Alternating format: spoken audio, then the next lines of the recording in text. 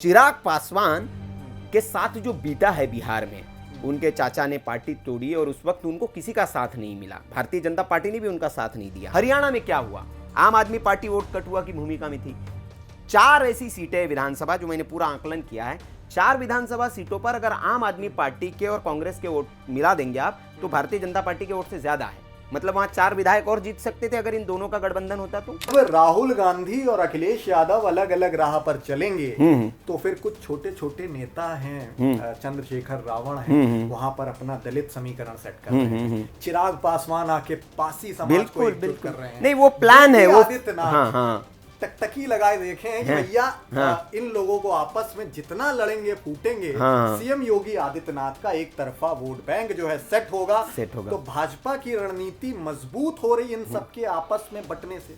एकदम लखनऊ के जो सियासी एक्सपर्ट हैं, पॉलिटिकल एक्सपर्ट हैं, वो ये आकलन कर रहे थे कि भाई अखिलेश यादव को जरूरत पड़ेगी राहुल गांधी की, इसलिए क्योंकि भाई केंद्र में भी पैठ जमानी, अलग अलग राज्यों में भी पैठ जमानी है। लेकिन 2 सीटों का लॉलीपॉप दिया गया है। गाजियाबाद की सीट है और इसमें 2 एंगल भी हैं। गाजियाबाद की सीट दी गई है, अलीगढ़ की खैर विधानसभा है वो दी गई है। ये संदेश दिया गया है कि भाई पूर्वांचल से दूर हटके आप पश्चिमांचल में ही सिमटे रहो। उत्तर प्रदेश में नगीना लोकसभा जो है वहां पर जीते, काफी ज्यादा ब्रांडिंग भी हुई उपचुनाव में और आगामी विधानसभा चुनावों में।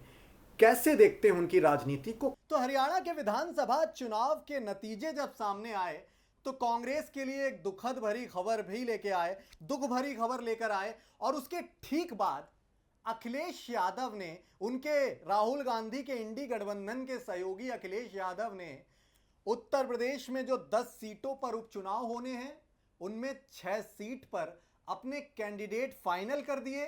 उस परिदृश्य में जब कांग्रेस के प्रदेश अध्यक्ष अजय राय ये आस लिए हर जगह जा रहे थे, लोगों से लगातार पत्रकार वार्ता में ये कह रहे थे कि हम 5 सीटों पर उतरने जा रहे हैं इंडी गठबंधन के तहत, और समाजवादी पार्टी जो है वो सहमत है 5 सीटों पर उतरने के लिए। दोनों के बीच तालमेल है। लेकिन धता बताते हुए अखिलेश यादव ने अचानक 6 सीटों का ऐलान उस वक्त किया जब कांग्रेस एक बड़े दंश को, दुख को झेल रही थी। हरियाणा चुनाव से उसकी उम्मीदें टूटी थी। इस पूरा जो उत्तर प्रदेश में सियासी प्रक्रम चल रहा है, इंडी गठबंधन का वजूद जो खतरे में है, इस पर विचार विमर्श के लिए, इसके आकलन के लिए, निष्कर्ष के लिए हमारे साथ हमारे प्रधान संपादक सुनील राउत साहब मौजूद हैं। सुनील राउत सर ने अलग अलग जो अभी विधानसभा चुनाव, चाहे वो जम्मू कश्मीर का हो, चाहे वो हरियाणा का विधानसभा हो, या उसके पहले जितने भी अलग अलग विधानसभा चुनाव हुए हैं, उनमें एक अलग तरह का आकलन किया जो कि एग्जिट पोल से जुदा था। और वो आकलन जो है वो एकदम सटीक साबित हुआ। अपने एकदम सटीक एग्जिट पोल इनका अपना रहता है।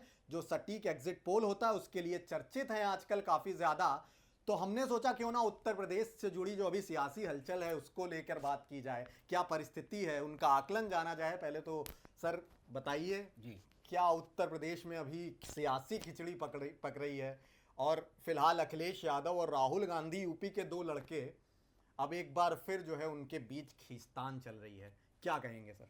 नहीं, निश्चित तौर पर प्रियंक आप सही कह रहे हैं कि जो हरियाणा में हार का जो दंश कांग्रेस को लगा है, इसकी सियासी गूंज जो है वो उत्तर प्रदेश में भी सुनाई देगी और सुनाई दे चुकी है। आप देखिए, वो वक्त था जब एग्जिट पोल के नतीजे आ ही रहे थे और उन नतीजों में लगभग ये साफ हो चुका था कि कांग्रेस पार्टी जो है वो हारने जा रही है। उसके तुरंत बाद बिना वक्त गवाए समाजवादी पार्टी की ओर से एक लिस्ट जारी कर दी जाती है और उस लिस्ट में 6 नाम होते हैं कि इन 6 विधानसभा सीटों पर हम अपने प्रत्याशियों का ऐलान करते हैं, जिसमें करहल की भी सीट है जो बड़ी चर्चित है, और बाकी सीट भी है जिसमें बिल्कुल अजय राय अपने बेटे के लिए टिकट मांग रहे थे, उस सीट का भी नाम है। तो ये समाजवादी पार्टी की ओर से एक पहला झटका था। हल्का एक प्रोमो जिसको कहते हैं ना, टीजर, फिल्म आने से पहले जो ट्रेलर आता है, वो ट्रेलर दे दिया कि आप जो बहुत आकांक्षाएं पाल रखे हैं। और इसके पीछे की कहानी दरअसल शुरू होती है हरियाणा चुनाव के पहले से। अखिलेश यादव कांग्रेस का एक बार का दगाबाजी जिसको कह सकते हैं, धोखेबाजी, वो झेल चुके हैं मध्य प्रदेश के चुनाव में। मध्य प्रदेश के चुनाव में अखिलेश यादव चाहते थे कि इंडी गठबंधन के बैनर तले ये चुनाव लड़ा जाए और अखिलेश यादव कांग्रेस के साथ चुनाव लड़ना चाहते थे। लेकिन कमलनाथ से जब ये सवाल पूछा गया कि अखिलेश यादव को कुछ टिकट देंगे क्या, आप सीट वीट देंगे क्या, तो उन्होंने कहा ये अखिलेश कौन है। तो ये उसके बाद बड़ी नाराजगी हुई, बहुत अखिलेश ने बदनामी भी हुई थी, बवाल बहुत चला। उसके बाद जैसे तैसे मनाया गया अखिलेश को और मना के वो उत्तर प्रदेश में चुनाव साथ में लड़े, अच्छा नतीजा निकला लोकसभा चुनाव में। उसके बाद अखिलेश को दूसरा धोखा हरियाणा में मिला। अखिलेश यादव की दरअसल इच्छा ये है कि वो अपनी पार्टी को राष्ट्रीय पार्टी बनाना चाहते हैं। और जैसे कि आम आदमी पार्टी इतने अभी की नई पार्टी है और अरविंद केजरीवाल ने बहुत कम समय में अपनी पार्टी को राष्ट्रीय पार्टी का दर्जा दे दिया। अखिलेश यादव लोकसभा में जो बम्पर प्रदर्शन उन्होंने किया है, इतिहास की सबसे ज्यादा सीटें जीतकर जो एक उन्होंने इतिहास रचा है, उसके बाद अखिलेश यादव की भी आकांक्षा है कि समाजवादी पार्टी को राष्ट्रीय पार्टी बनाया जाए। और इसके लिए उन्हें अलग अलग राज्यों में अपना जनाधार बढ़ाने की, विधायकों को विधानसभा में पहुंचाने की, लोकसभा में अलग अलग राज्यों से सांसदों को पहुंचाने की जरूरत है। तो लोकसभा का चुनाव तो लंबा है, 5 साल बाद आएगा। तो अभी उनके पास अलग अलग राज्यों के विधानसभा चुनाव में चुनाव लड़कर विधायकों को सदन में पहुंचाने और वहां पर वोट शेयर अपना इकट्ठा करके पार्टी को राष्ट्रीय दर्जा दिलाने की एक प्लानिंग में वो है। और उनके लिए वो चाहते हैं कि जैसे उत्तर प्रदेश में वो अपना कंधा कांग्रेस पार्टी को दे रहे हैं, क्योंकि कांग्रेस की जमीन उत्तर प्रदेश में नहीं है, तो उसके लिए अपना कंधा इस्तेमाल करने के लिए, आपको ऊपर बड़ा बनने के लिए अपना कंधा अखिलेश दे रहे हैं। तो अखिलेश राहुल से ये उम्मीद करते हैं कि राहुल गांधी अपना कंधा जो है बाकी राज्यों में समाजवादी पार्टी को बड़ा बनने के लिए दें। अच्छा, लखनऊ के जो सियासी एक्सपर्ट हैं, पॉलिटिकल एक्सपर्ट हैं, वो ये आकलन कर रहे थे कि भाई अखिलेश यादव को जरूरत पड़ेगी राहुल गांधी की, इसलिए क्योंकि भाई केंद्र में भी पैठ जमानी, अलग अलग राज्यों में भी पैठ जमानी है। लेकिन 2 सीटों का लॉलीपॉप दिया गया है, गाजियाबाद की सीट है और इसमें 2 एंगल भी हैं। गाजियाबाद की सीट दी गई है, अलीगढ़ की खैर विधानसभा है वो दी गई है। ये संदेश दिया गया है कि भाई पूर्वांचल से दूर हटके आप पश्चिमांचल में ही सिमटे रहो और वहीं राजनीति करो, पूर्वांचल में दखल अंदाजी बर्दाश्त नहीं है अखिलेश यादव को। दूसरी चीज ये भी एंगल है कि कांग्रेस को ये संदेश देने की कोशिश की गई है कि अखिलेश यादव उत्तर प्रदेश में तो भाई अकेले ही सक्षम हैं और राहुल गांधी की जो सीटें बढ़ी थी लोकसभा चुनावों में, तो उसका श्रेय अखिलेश यादव को एक सांकेतिक तौर पर अखिलेश यादव ने लेने की कोशिश की है। नहीं, इसमें फैक्ट भी है, बड़े बड़े राजनीतिक विश्लेषक भी इस बात को मानते हैं कि कांग्रेस का जनाधार उत्तर प्रदेश में बिल्कुल नहीं था। आप संगठनिक तौर पर देखें तो नहीं है, लेकिन अखिलेश यादव और राहुल जब साथ में आए तो जो उनके रैलियों में जो रैला उमड़ा, वो रैला ज्यादातर समाजवादी पार्टी के लोगों का था। और अगर राहुल गांधी सीटें जीतने में, कांग्रेस पार्टी वहां सीटें जीती है, तो उसमें निश्चित तौर पर जो योगदान है समाजवादी पार्टी के मतदाताओं का ज्यादा है। वो ट्रांसफर सारा हुआ है कांग्रेस पार्टी को, और खास तौर पर एमवाय जो समीकरण लेकर चले थे, वो एमवाय समीकरण का लाभ हुआ है। मायावती को वोट नहीं मिला, बिल्कुल। तो सारा जो दलित वोट था, मुस्लिम वोट था, वो कांग्रेस पार्टी और समाजवादी पार्टी के खाते में गया, इसलिए वहां सीटें और सर 2017 में प्रियंका गांधी आई थी और बिगुल फूका था, लेकिन क्या हुआ था, कांग्रेस का हाल वो सबने देखा। बिल्कुल, तो कांग्रेस लड़की हूं, लड़ सकती हूं, बहुत बुरा हाल हुआ। तो मैं उसी पर था कि अखिलेश यादव ये चाहते हैं, लेकिन अखिलेश यादव को हरियाणा में चूंकि कांग्रेस पार्टी में केंद्रीय नेतृत्व की बहुत कम चलती है, इस बात का इशारा आप इससे समझ सकते हैं। जैसे मैंने मध्य प्रदेश का उदाहरण दिया, मध्य प्रदेश अगर हारी थी कांग्रेस पार्टी तो उसका ठीकरा कमलनाथ के सर फोड़ा गया और कमलनाथ को भी साइडलाइन कर दिया गया। क्योंकि जब आप उसका एक उदाहरण ये समझ लीजिए, इसका भी हमने खुलासा किया था, मुंबई में जब इंडी अलायंस की बैठक हुई थी तो वहां एक ऐलान हुआ था कि इंडी अलायंस के दल की बैठक अब मुंबई में हुई, इसके बाद हम भोपाल में एक बड़ी संयुक्त रैली करेंगे मध्य प्रदेश में। ऐलान हो गया वहां बैठक के बाद, लेकिन जैसे ही ऐलान हुआ उसके तुरंत बाद हमने एक विश्लेषण करके बता दिया था कि ऐलान भले ही कांग्रेस पार्टी के नेताओं की, आला नेताओं की ओर से कर दिया गया है, लेकिन ये रैली मध्य प्रदेश में होगी नहीं, कमलनाथ इस रैली को होने देंगे नहीं। और उसके 2 दिन के बाद रणदीप सिंह सुरजेवाला को बयान जारी करना पड़ा था कि हमने मध्य प्रदेश की रैली कैंसिल कर दी है, हम मध्य प्रदेश में रैली नहीं करने जा रहे। उसके पीछे वजह मैं आपको बताता हूं, क्योंकि इंडी गठबंधन में ऐसे दल थे जो सनातन के विरोधी, जिन्होंने बयान दिए, और मध्य प्रदेश में सनातन एक बड़ा मुद्दा था जी। कमलनाथ खुद अपने आप को सनातन भक्त बताते हैं, हनुमान जी का उन्होंने बड़ा मंदिर बनाया है, राम के भक्त बताते हैं। उन्होंने सनातन के मुद्दे को साध कर वोटरों को अपने पक्ष में कर लिया था। अगर वहां पर ये सब सनातन विरोधी इकट्ठा हो जाते तो भारतीय जनता पार्टी को एक मुद्दा मिलता, तो कमलनाथ ने दबाव बनाकर वो रैली कैंसिल कर दी। तो कमलनाथ ने अपने हिसाब से वहां चुनाव लड़ा, अखिलेश को एंट्री नहीं दी उन्होंने। कौन अखिलेश फखिलेश? या हरियाणा में भी सेम हुआ, हुड्डा सरकार, बीजेपी सरकार, कांग्रेस सरकार नहीं, हुड्डा सरकार। वहां पर नारे भी ऐसे ही लगे, मंच पर बोला गया, गाने भी ऐसे ही चले। और हुड्डा साहब ने कहा कि अखिलेश को हम एंट्री नहीं देंगे, अखिलेश की यहाँ जमीन नहीं है। तो हुड्डा साहब ने साफ तौर पर कहा कि यहाँ गठबंधन की जरूरत नहीं। आम आदमी पार्टी से भी उन्होंने गठबंधन नहीं होने दिया, समाजवादी पार्टी को भी सीटें नहीं दी। तो वहां पर भी हुड्डा के मन से चला। तो केंद्रीय नेतृत्व कांग्रेस में कितना कमजोर है, ये दो राज्यों के संकेत है। तो वहां अखिलेश जो चाहते थे कि हरियाणा में भी 1-2 सीट उनको मिले ताकि वो जीत पर सवार होकर, और इसका अभी वो भी मिल रहा है। संजय राउत ने सीधा कहा कि गठबंधन के साथ लड़ते तो आप चुनाव जीतते, जैसे हरियाणा में आपने माफ करिएगा जम्मू कश्मीर में आपने लड़ा, क्योंकि वहां फ्रंट पर एनसी थी, तो इसीलिए आपने वहां पर नेशनल कॉन्फ्रेंस की वजह से आप चुनाव जीत गए। जी हाँ, चुनाव जीत गए, मतलब 6 सीटें मिली। वैसे प्रदर्शन बहुत खराब रहा। ये इसका जिक्र आपने कल भी किया। ये मौजूद हालात बहुत ज्यादा अहम है कि जहां पर इंडी गठबंधन के अधीन होकर कांग्रेस चुनाव में उतरी, मैदान में उतरी, वहां तो जीत गई, लेकिन जहां ओवर कॉन्फिडेंट होकर उसने अगर एकला चलो की राह अपनाई, तो वहां पर उसका हाल जो है वो बहुत फिसड्डी साबित हुआ। और अब एक सवाल ये भी है मौजू कि उत्तर प्रदेश में अगर अखिलेश यादव अपनी मांग पे अड़े रहते हैं, अपनी जिद पे अड़े रहते हैं, तो फिर कांग्रेस के लिए एक ही ऑप्शन होगा। अगर 5 सीटों पर लड़ना, उन्हें अकेले उतरना पड़ता है, तो फिर कांग्रेस की सियासी जमीन जो है वो उत्तर प्रदेश से भी खिसकती नजर आएगी। सर, क्या आकलन है? नहीं, खिसकी हुई है कांग्रेस के पास। देखिए, उत्तर प्रदेश कुछ सीटें तो बढ़ा ली हैं, कुछ पर्टिकुलर लोकसभा में उनका एक जनाधार। नहीं, बिल्कुल खोने के लिए उत्तर प्रदेश में कांग्रेस पास कुछ है नहीं, क्योंकि है ही कुछ बचा नहीं, तो क्या खोएंगे आप? क्योंकि आप इसके पहले के चुनाव आप देख चुके हैं, और क्या प्रदर्शन रहा है उत्तर प्रदेश में कांग्रेस का, किसी छिपा नहीं। अखिलेश के कंधे पे सवार होकर थोड़ी अपनी सीटें पा ली है। हाँ, ये आप लिटमस टेस्ट कर सकते हैं विधानसभा चुनाव, क्योंकि उत्तर प्रदेश में होने इसके बाद, उससे पहले एक लिटमस टेस्ट कांग्रेस कर सकती है कि चलो भाई, हम अखिलेश के बरक्स उसके अपोजिट चुनाव लड़के देखते हैं और हमारी ताकत कितनी है। राहुल गांधी का क्या वहां जो जननेता बन गए, क्या वाकई में राहुल गांधी जननेता बन चुके हैं, जननायक बन चुके हैं? और तो चलो हम 10 सीटों पे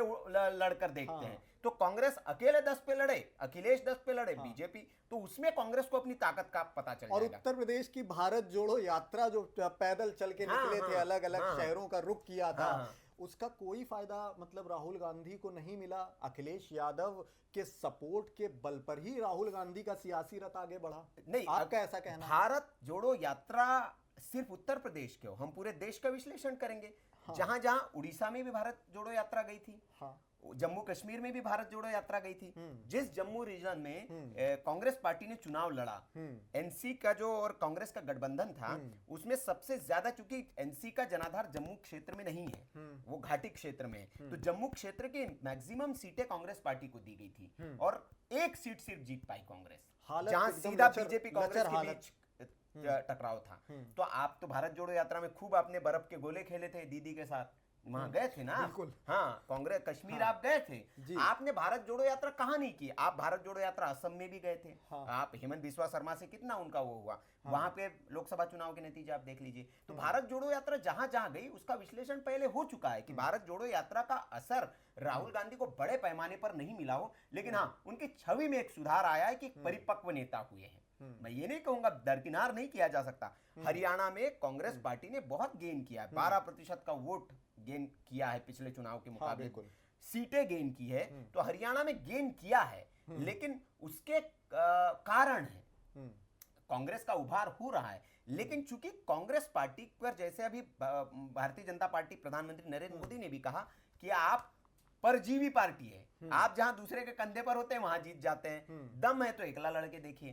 तो इस चुनौती को स्वीकार करना चाहिए कांग्रेस पार्टी को। और उत्तर प्रदेश के इस उपचुनाव में मैं तो कहूंगा कि लिटमस टेस्ट के तौर पर कांग्रेस पार्टी को 10 सीटों पर अकेले लड़के देखना चाहिए, कि एक इसको सत्ता का सेमीफाइनल 2027 का मान भी रहे, तो अपने आप क्योंकि अखिलेश परिपाटी पे उतारो। अखिलेश ने आपको बता दिया कि 6 उतार दिए, 2 और उतारेंगे, हम आपको 2 दे रहे हैं। अच्छा सर, मुझे मेरे पास तो खबर है कि 1 सिर्फ मिलेगी सीट, और जो मेरे पास खबर थी कि 1 सीट पर शायद सहमति बनते दिख रही है कि 1 हम देंगे जी आपको, क्योंकि आप जीत पाएंगे नहीं, तो हम 2 क्यों दे दे आपको, तो 1 आपको देते हैं। अच्छा, एक परिदृश्य पर भी और बात करना चाहूंगा, उसका जिक्र जरूरी है। आपने जैसे शुरुआत में अभी चर्चा के कहा कि अखिलेश यादव को अलग अलग राज्यों में पैर पसारने के लिए राहुल का साथ लेना जरूरी है। अखिलेश यादव का क्या नुकसान हो जाएगा राहुल गांधी के साथ उसका दामन छोड़ने से, इंडी गठबंधन से अलग चलने से? इस पर भी बात की जाए कुछ? नहीं, अखिलेश का नुकसान नहीं, अखिलेश को पाना है, अखिलेश को बड़ा बनना है। राहुल के बिना दूसरे राज्यों में क्या वो पैर पसार पाएंगे? नहीं, सिर्फ राहुल के बिना नहीं। अब देखिए, अखिलेश ने इस बात को समझ लिया है जब उनको 2 धोखे मिले, पहला मध्य प्रदेश, दूसरा हरियाणा, तो अब अखिलेश यादव ने सीधी बातचीत इंडी गठबंधन के जो बाकी दल है उनके साथ मुलाकातें शुरू कर दी है। आप मुंबई में देखेंगे, मुंबई में समाजवादी पार्टी के सारे सांसद गए थे, एक उन्होंने बड़ा जलसा वहां पर किया था। तो उसका क्या तुक था? उत्तर प्रदेश के सांसद जीते हुए मुंबई में क्यों जा रहे हैं और बाकी राज्यों में क्यों नहीं गए? तो उसका सीधा सा उसका यही मतलब है जो मैं बता रहा हूं कि अखिलेश को अपनी पार्टी को राष्ट्रीय पार्टी बनाना है। और चूंकि महाराष्ट्र में विधानसभा के चुनाव है, महाराष्ट्र में समाजवादी पार्टी का थोड़ा बहुत जनाधार भी है मुंबई रीजन में। उनके एक विधायक है वहां, अबू आजमी साहब, जो वहां से लगातार लड़ते जीतते हैं। हालांकि समाजवादी पार्टी के नहीं, उनके अपने चेहरे पर वो जीतते हैं। वो अगर किसी और पार्टी के टिकट पे भी लड़े, निर्दलीय भी लड़ेंगे तो जीत जाएंगे, क्योंकि उनका अपना खुद का वहां जनाधार है। तो अखिलेश चाहते कि वो, क्योंकि मुंबई का जो रीजन है, उस मुंबई के रीजन में उत्तर भारतीयों की तादाद बहुत ज्यादा है। वहां पर उत्तर भारतीय बहुत ज्यादा जाकर बसे हुए हैं, और इसलिए उत्तर भारतीय लोगों का वहां वोट बैंक बहुत मुंबई रीजन में बहुत अच्छा खासा है। उसी को अखिलेश यादव प्रभावित करके, उन्हीं को अपना प्रभाव दिखा के उत्तर प्रदेश, क्योंकि वहां पर भैया कहा जाता था, अब तो बंद हो गया है कि उत्तर प्रदेश के लोगों को भैया कहा जाता था, तो उन भैयाओं को साध कर ये अपनी सीटें वहां बढ़वाना चाहते हैं। अखिलेश की ये मंशा है। तो उसके लिए अब राहुल गांधी से पूछने की जरूरत नहीं। अगर राहुल गांधी मना भी कर देते, कांग्रेस पार्टी ने जैसे कहा था कि नहीं भैया यहाँ अखिलेश का जनाधार नहीं है, लोकल नेतृत्व कह रहा है महाराष्ट्र का, तो इन्होंने संजय राउत के साथ मीटिंग की, शिवसेना, उद्धव ठाकरे, शरद पवार के साथ ये मिल रहे हैं। तो संजय राउत का अभी बयान था नतीजों के बाद, उन्होंने कहा कि अखिलेश को अगर 1-2 सीटें दे देते आप हरियाणा में तो आपके नतीजे कुछ और होते। तो दैट मीन्स कि अंदर ही अंदर उनकी गोलबंदी चल रही। तो अखिलेश दूसरे विकल्प भी तलाश रहे हैं।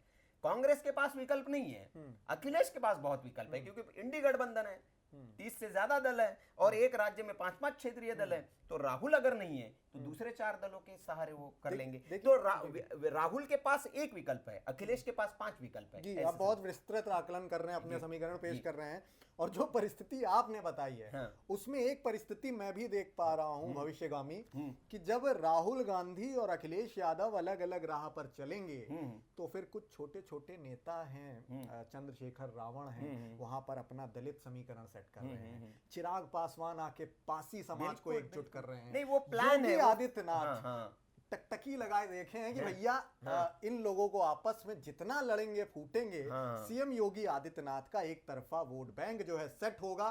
तो भाजपा की रणनीति मजबूत हो रही इन सबके आपस में बटने से एकदम, क्योंकि योगी आदित्यनाथ कहते हैं कि बटेंगे तो कटेंगे। वो दूसरे लोगों के लिए कहते हैं, लेकिन विपक्ष के लिए कहते हैं बटिए और कटिए। ये विपक्ष के लिए स्ट्रेटेजी है। आप देखिए हरियाणा में भारतीय जनता पार्टी ने क्या किया। हरियाणा में भारतीय जनता पार्टी के स्ट्रेटेजी में उन्होंने इस चुनाव हारने का सबसे बड़ा कारण हरियाणा में जो अभी परिदृश्य सामने आ रहा, जाट बनाम गैर जाट पूरे चुनाव को बना दिया। संदेश देने की कोशिश की हरियाणा में भारतीय जनता पार्टी ने कि जाटों की सरकार आ रही है, हुड्डा सरकार आ रही है, और अगर हुड्डा सरकार आ गई तो जो ओबीसी वर्ग है, जो दलित वर्ग है, कुमारी शैलजा यादव, भाई आप लोगों का वर्चस्व नहीं रहेगा, सरकार जाटों की रहेगी। ये संदेश देने की कोशिश की, और उसका नतीजा देखिए, जो कुमारी शैलजा के समर्थक विधायक है वो खुलकर बोल रहे हैं कि शैलजा जी का अपमान किया गया, हम लोगों की सुनी नहीं गई, हुड्डा सरकार बोला गया मंच से, कांग्रेस पार्टी ने चुनाव नहीं लड़ा। वहां पे शमशेर सिंह गोगी साहब हैं, उनका बयान है। एक और विधायक है शैलजा समर्थक, उन्होंने बोला। अजय सिंह यादव जो यादव ओबीसी राष्ट्रीय मोर्चा के अध्यक्ष है, उन्होंने कहा कि बोले यार हम सिर्फ दिखाने के लिए है क्या, हमारी फोटो तक नहीं लगाई गई चुनाव में। ये शब्द है उनके कि हमारी फोटो तक नहीं लगाई गई बैनरों पर, और हमें ना गाड़ी दी गई घूमने के लिए, क्या पैदल घूम के प्रचार करेंगे? बोले चॉपर एक परिवार को दे दिया आपने, वो घूम रहे हैं चॉपर से। बोले हम कैसे घूमेंगे, हम लोगों के बीच कैसे जाएंगे? तो उन्होंने भी इस पर बोले कि सिर्फ यार राहुल गांधी गिनती कराने के लिए थोड़ी ओबीसी है, कितने ओबीसीओ को आपने टिकट दिया, कितने ओबीसीओ को आपने आगे किया? तो उन्होंने पूरे उसकी पोल खोल के, तो ये जो रणनीति रणनीति है, सेम रणनीति हर राज्य में। अब भारतीय जनता पार्टी जो कांग्रेस की रणनीति है, ये जो ओबीसी मंच पर करते हैं कि आप सिर्फ करिए मत करके दिखाइए, और वो कांग्रेस के लिए संभव नहीं है, क्योंकि हर राज्य में कांग्रेस का अपना एक छत्रप है जो अपना खूंटा गाड़ के बैठा हुआ है। राजस्थान में कांग्रेस के साथ यही हुआ, गहलोत के नाम, माफ करिएगा, पायलट के नाम पर आपने चुनाव लड़ा, लेकिन गहलोत जब खूंटा गाड़ के बैठ गए तो आपको सरेंडर होना पड़ा। हरियाणा में भी यही, आपको पूरा चुनाव हुड्डा साहब ने टेक ओवर कर लिया था और हुड्डा साहब ने पूरा चुनाव लड़ा, तो बाकी नेताओं ने भी उसमें दिलचस्पी नहीं ली। बिल्कुल।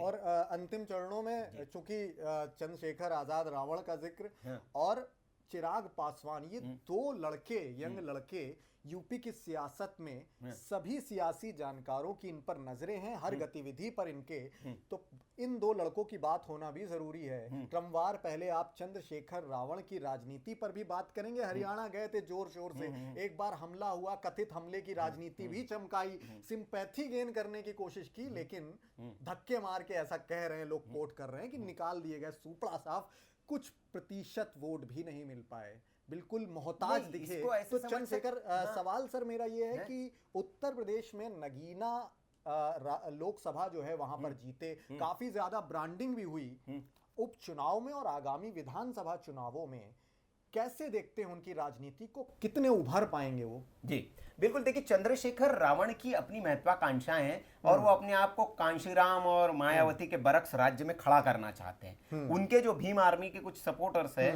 वो भी उनको वही देखते हैं, उनके पोस्ट अगर आप सोशल मीडिया पे देखेंगे, लेकिन ये राह इतनी आसान नहीं है। हरियाणा के चुनाव में आप अपने आप को राष्ट्रीय नेता बनाने की कोशिश कर रहे हैं, लेकिन चंद्रशेखर रावण कुछ गलतियां कर रहे हैं, और वो गलतियां ही हरियाणा में जिस नेताजी ने उनका साथ लिया, उनकी खुद की जमानत जब 6 नंबर पर हो रहे, राज्य के उप मुख्यमंत्री दुष्यंत सिंह चौटाला 6 नंबर पर खुद रहे, मतलब कुछ चंद उंगलियों पे गिन सके आप, हजारों में कुछ इतने वोट मिले, और उनके पार्टी के हर 70 कैंडिडेट उन्होंने होते, सबकी जमानत जब्त हो गई। और चंद्रशेखर रावण साहब का तो वही हाल हुआ। बेसिकली चंद्रशेखर रावण की राजनीति अगर आप देखेंगे तो उन्होंने अपनी राजनीति को मुस्लिम परस्त राजनीति बना दी है। बिल्कुल, आप देखेंगे बड़े बड़े जलसों में वो मुस्लिमों के जा रहे हैं, उनसे बड़े बड़े वादे कर रहे हैं, और उनको एक वो मुसलमानों का नेता बनकर उभर रहे हैं। दलितों के नेता के बजाय वो मुसलमानों का नेता बनकर उभर रहे हैं, मुसलमानों को बड़े बड़े आश्वासन दे रहे हैं। वक्फ बोर्ड पर उन्होंने बड़े जलसे में आश्वासन दिया कि मैं जब तक संसद में हूं। आप अकेले की कितनी ताकत है? अच्छा, बहुजन समाज पार्टी का ऑप्शन क्या आजाद समाज पार्टी को माना जा सकता है भविष्य में?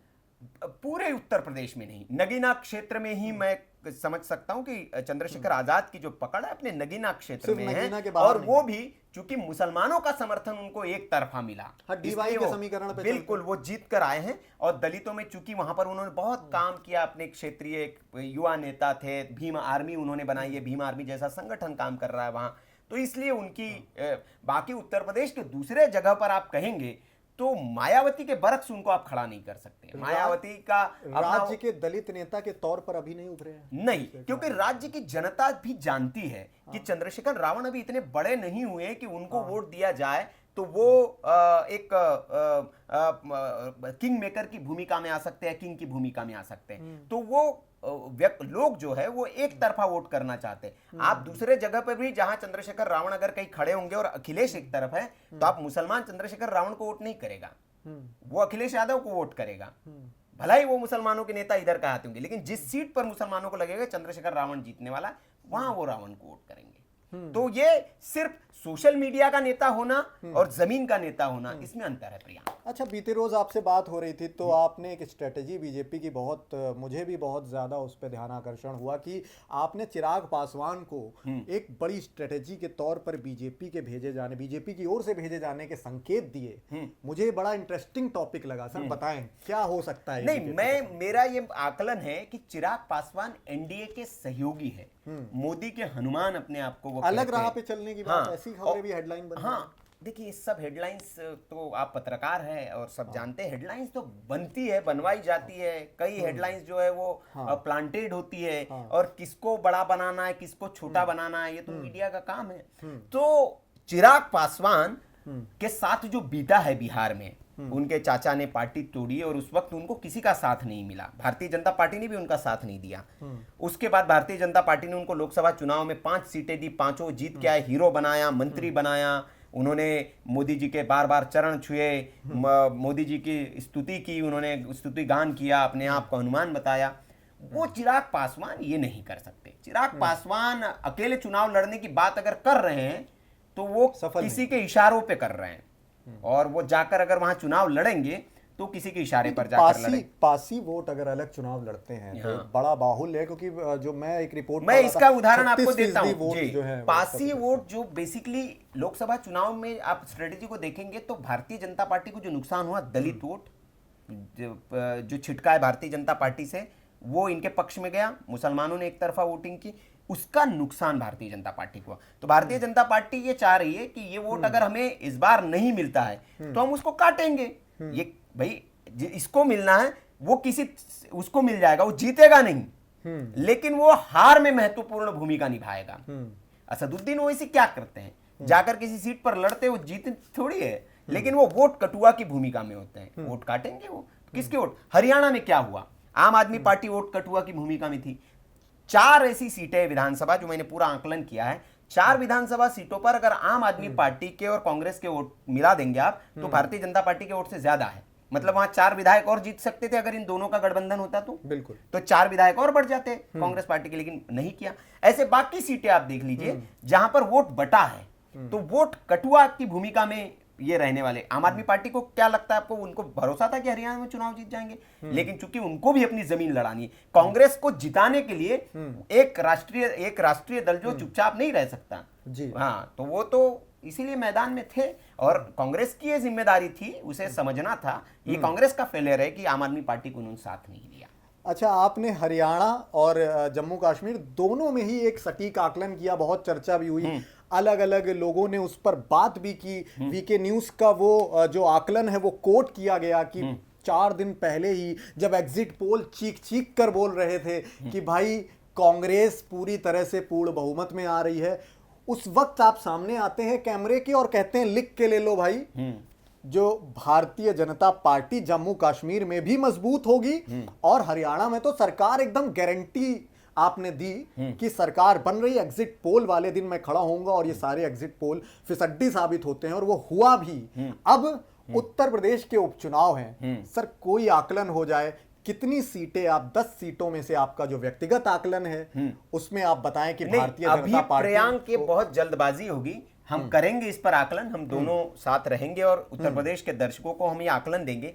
अभी आकलन इसलिए नहीं कर सकते, ये बहुत अर्ली है, क्योंकि अभी भारतीय जनता पार्टी के उम्मीदवार घोषित नहीं हुए हैं, अभी कांग्रेस पार्टी का स्टैंड क्लियर नहीं है, अभी बाकी राजनीतिक दलों का स्टैंड क्लियर नहीं है, और सिर्फ समाजवादी पार्टी ने अपने उम्मीदवार घोषित किए। तो जब मैदान पूरी तरह से सज जाए, प्रतिद्वंदी आमने सामने कौन है ये पता चल जाए, उसके बाद कौन कौन दल वहां चुनाव लड़ रहे हैं ये पता चल जाए, तो उस आधार पर ग्राउंड पर बात करके फिर हम एक आकलन तैयार करेंगे, और एक जो होने वाला है उसके आसपास की तस्वीर जो है वो हम दर्शकों को देंगे। तो अभी कुछ कह नहीं सकते, अभी कहना मतलब वही हो जाएगा जो बाकी लोग टीवी पे कहते हैं, फिलहाल अभी तो एसी स्टूडियो में बैठ के जो ज्ञान दे दिया जाए, समीकरण बन बिगड़ रहे हैं लगातार अभी क्योंकि आपकी पूरी तस्वीर साफ नहीं। ठीक है, हम लोग जुड़ते रहेंगे आपके साथ, लेकिन अंतिम चरणों में जाऊंगा मिल्कीपुर पर भी आप बात करें। अयोध्या की मिल्कीपुर सीट जो है फैजाबाद लोकसभा की, बहुत चर्चा हो रही है। अवधेश प्रसाद के बेटे अजीत प्रसाद का टिकट भी फाइनल हो गया है। कांग्रेस भी जुगत में थी कि कहीं उनको भी तरजीह दी जाए, लेकिन नहीं हो सका संभव। अब अखिलेश यादव के लिए बहुत बड़ी चुनौती है, इवन योगी आदित्यनाथ के लिए भी प्रतिष्ठा का सवाल बना हुआ है, क्योंकि अयोध्या अगर हाथ से गया तो आने वाले विधानसभा चुनाव की नींव जो है वो पूरी डगमगाई हुई नजर आएगी सर। नहीं, ये चुनाव इतना महत्वपूर्ण है प्रियांक, ये बदले का चुनाव है। जो लोकसभा चुनाव में जो हुआ उसका बदला लेने का चुनाव है, और भारतीय जनता पार्टी इसको वैसे ही लेगी कि बदला लेना है। एक सीट गई तो हमें मिल्कीपुर जीतकर वो दिखाना है कि अयोध्या में अभी भी हमारा दबदबा कायम है, और भारतीय जनता पार्टी की स्ट्रेटेजी भी वही है। इसीलिए वो पहला चांस जो है वो समाजवादी पार्टी को देना चाह रही थी कि पहला मूव समाजवादी पार्टी की ओर से आए और आ गया, उम्मीदवार घोषित हो गया। भारतीय जनता पार्टी अपना उम्मीदवार घोषित करेगी और इस बार चूक नहीं करेगी बीजेपी, पूरी स्ट्रेटेजी के साथ। जैसे चिराग को पहले ही मैदान में उतार रखा है, 30 प्रभारी मंत्री अलग अलग सीटों पर बिल्कुल। तो मैं वही कह रहा हूं कि इस बार जो है मिल्कीपुर जो है बहुत दिलचस्प होने वाला है। कोई चमत्कार ही होगा अगर विधायक जी, सांसद जी के पुत्र वहां से चुनाव जीत जाए, तो ये चमत्कार माना जाएगा। ठीक है, और ये अलग अलग सियासी चमत्कारों को हम लगातार आपको वीके न्यूज उत्तर प्रदेश के जरिए, वीके न्यूज की अलग अलग डिजिटल प्लेटफॉर्म के जरिए आप तक यूं ही अनफिल्टर्ड तरीके से पहुंचा रहे हैं। हमारे प्रधान संपादक जी भी आप तक लगातार अलग अलग वक्त पर जुड़ते रहेंगे, अपना सियासी आकलन उनका हम लोग जानते रहेंगे। फिलहाल मैं प्रियंक वाजपेयी हूं आपके साथ। शुक्रिया, नमस्कार।